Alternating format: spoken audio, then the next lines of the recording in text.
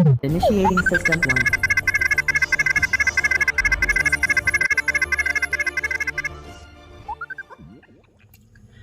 আসসালামু আলাইকুম গাইজ, সবাই আশা করি ভালো আছেন।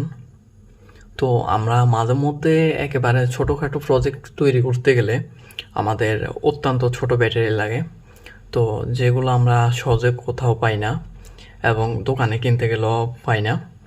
তো টেনশন নেওয়ার কোনো কারণ নাই। এই মুহূর্তে আমি আপনাদেরকে বলে দেব এই সমস্ত ব্যাটারি কোত্থেকে সংগ্রহ করবেন, একেবারে ইজি ব্যাপার। তো আমি এই ব্যাটারিটা সংগ্রহ করছি কোত্থেকে জানেন? আমি এই ব্যাটারিটা এই ব্লুটুথটা থেকে সংগ্রহ করছি। ব্লুটুথটা খুলে ফেলছি, খোলার পরে এই ব্লুটুথের ভিতরে ব্যাটারিটা পাইছি। তো এগুলা কিন্তু থাকে ব্লুটুথের ভিতরে, এত ছোটোখাটো ব্যাটারি।